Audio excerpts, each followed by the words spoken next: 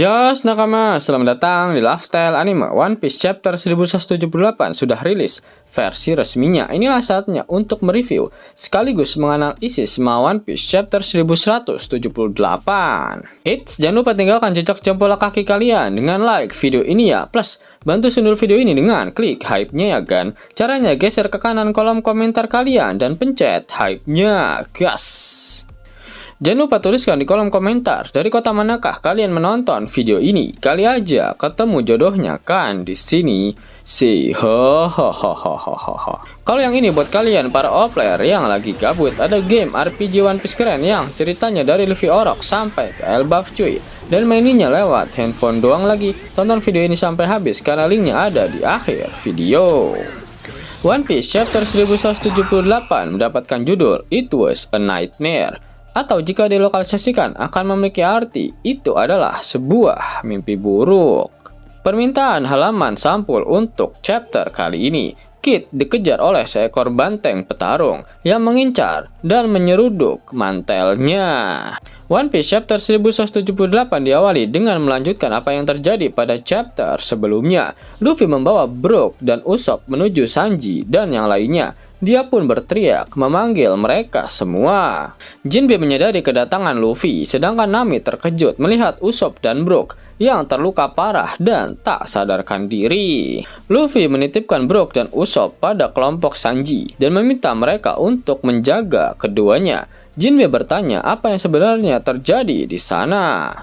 Sedangkan Franky bertanya apakah Luffy membutuhkan bantuan mereka. Luffy pun menjawab kalau dia dan Loki dalam masalah, dia akan mengandalkan mereka. Tapi Luffy meminta kelompok Sanji untuk mundur dulu sedikit karena Loki akan segera menyerang habis-habisan. Seolah-olah kau yang berhak bilang begitu, ucap Sanji kesal. Adegan kemudian berpindah dan memperlihatkan pertarungan antara Loki melawan Imu Gunko. Loki bersiap menembakkan lightning breath-nya ke arah Imu Gunko. Imu berkata, beberapa tahun yang lalu sebuah kapal yang diawaki para raksasa terlihat di laut. Kaptennya dikatakan sangat besar, melebihi ukuran raksasa biasa. Namun para raksasa itu bergerak sambil tersembunyi dalam kabut tebal dan tetap tidak teridentifikasi, di mana mereka hanya selalu menargetkan kapal milik pemerintah dunia. Loki akhirnya menembakkan serangan petir ke arah Imu Gunko. Di saat yang sama, Luffy kembali ke pertempuran setelah mengantarkan Brook dan Usopp ke tempat Sanjay. Luffy berteriak, "Hei, aku yang akan menerbangkannya!" Imu Gunko muncul kembali di udara. Sepertinya dia menghindari serangan dari Loki barusan. Imu kembali berkata, sementara itu, pada waktu yang sama, laporan juga datang tentang makhluk raksasa terbang yang terlihat. Loki terkejut dan berkata, "Kau menghindarinya? Tubuhmu terlalu kecil. Kau di mana?" Jadi rumor itu benar. Begitu ya? Sekarang semuanya masuk akal. Tambah Imu. Jadi pada dasarnya, Loki melakukan hal yang sama seperti Harald saat dia melayani pemerintah dunia. Tapi target Loki adalah pihak yang berafiliasi dengan pemerintah dunia, bukan bajak laut. Luffy kembali berteriak setelah melihat keberadaan dari Imu Gunko. "Itu dia kau! Berani-beraninya kau melakukan itu pada Brook dan Usopp!" Namun tiba-tiba wujud bayangan Imu keluar dari tubuh Gunko. "Apa?" teriak Luffy, sambil matanya keluar seperti gaya khas dari Gear 5. "Ada sesuatu yang keluar!" teriak Luffy. Imu dalam wujud yang sama seperti ketika merasuki Saturn di God Valley berkata, "Seandainya saja kalian lenyap dari dunia ini sama seperti Rox." Guaru, perjanjian iblis. Tentakel hitam dengan lingkaran sihir melesat menuju ke arah Luffy dan Loki, di mana kejadian itu membuat mereka berdua terkejut. Imu kembali berkata, "Sebagai imbalan atas sebagian dari umur kalian, aku akan memberikan kekuatan yang lebih besar. Dan sebagai gantinya, kalian berdua akan saling membenci. Domi reversi." Imo menusuk Loki dan Luffy dengan tentakel bayangan, sama seperti saat melawan Rocks, tetapi Domi Reversi tidak berpengaruh pada mereka. Loki mematahkan tentakel bayangan tersebut dan Luffy menendangnya. "Apa-apaan ini? Bahkan tidak sakit," teriak Luffy.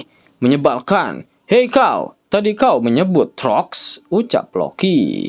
Imo berkata dalam hati, "Seperti yang diduga, tampaknya kalian berdua adalah..." Namun sebelum Imo selesai menjelaskan alasannya mengapa, Luffy sudah bersiap melancarkan serangan Gomu Gomu no miliknya.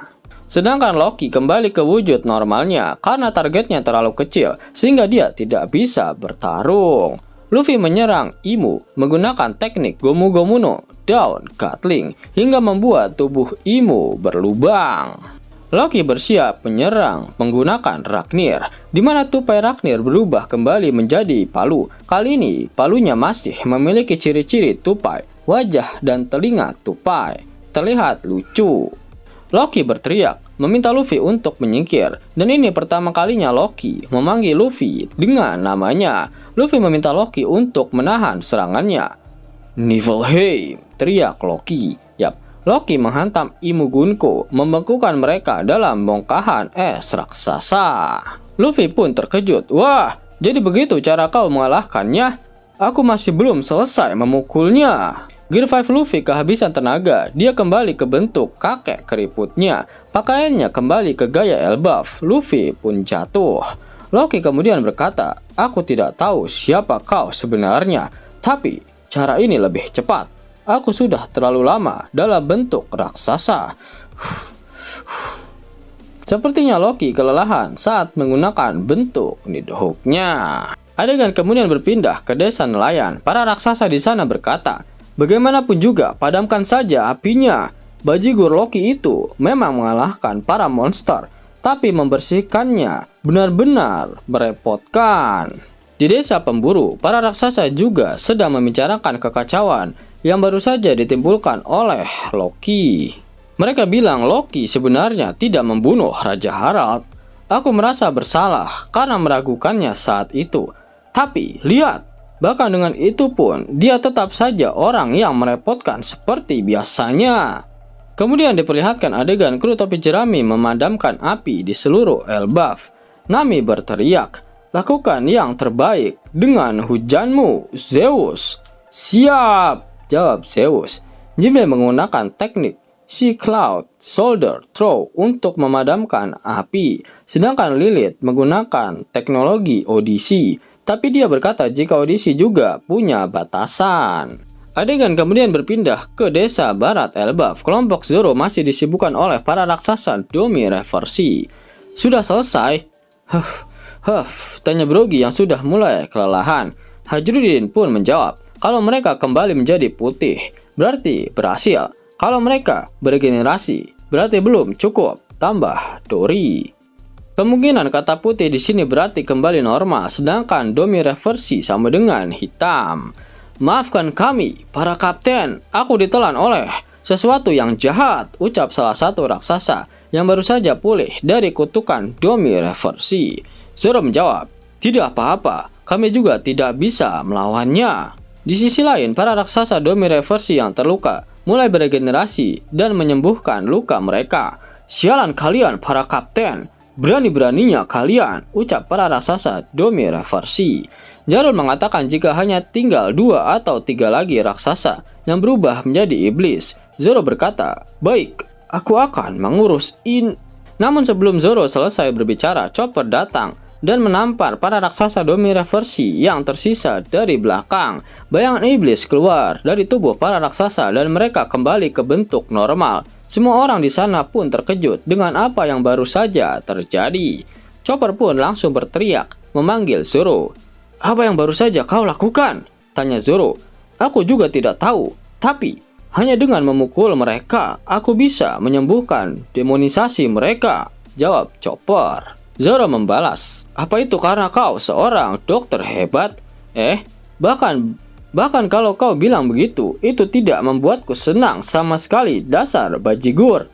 Chopper mengucapkan kalimat saktinya ketika dia dipuji.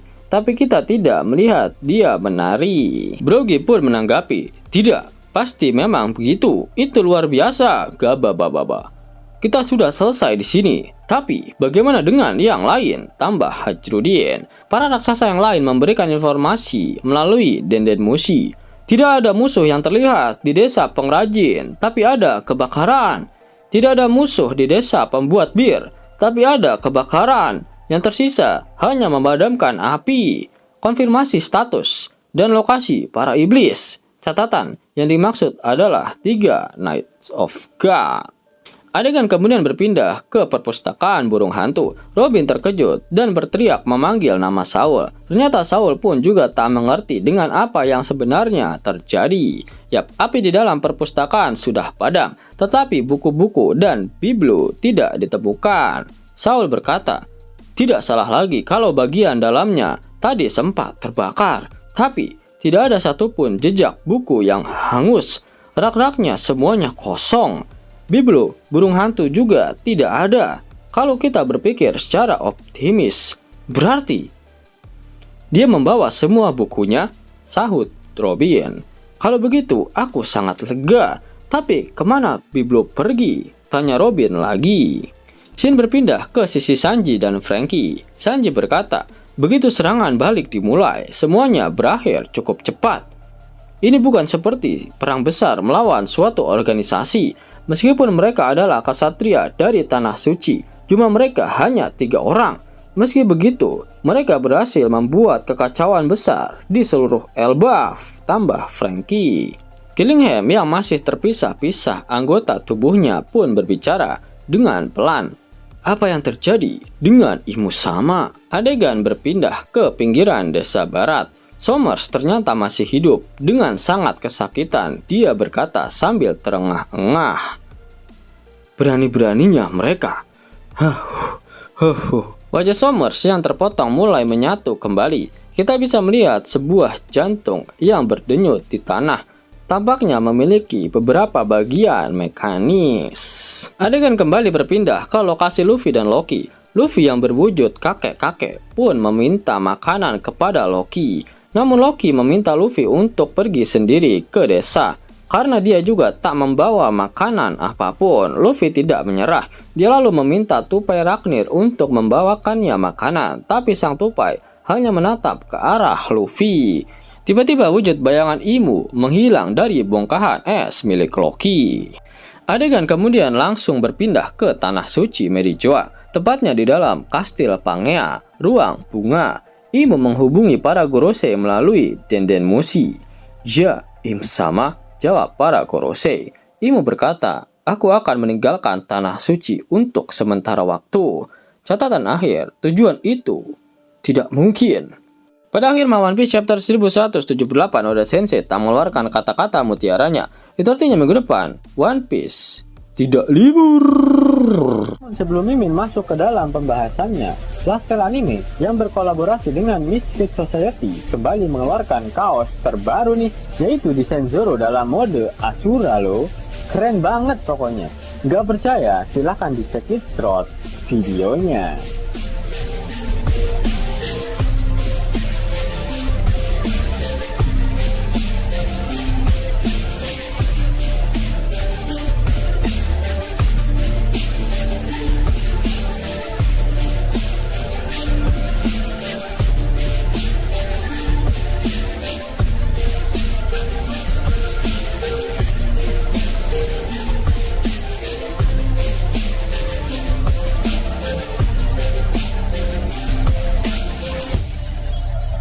Bagaimana? Keren kan? Bagi kalian nakama Opler, terutama para fan gaynya Babang Marimo, kudu wajib harus punya baju ini. Gaskan, link pemesanan ada di kolom deskripsi. Jos nakama, itulah hal menarik yang terjadi pada One Piece terbaru. Jika kalian menyukai video ini, jangan lupa klik like, share, dan subscribe channel ini ya, agar nakama semua tak ketinggalan info menarik seputar One Piece. Arigato.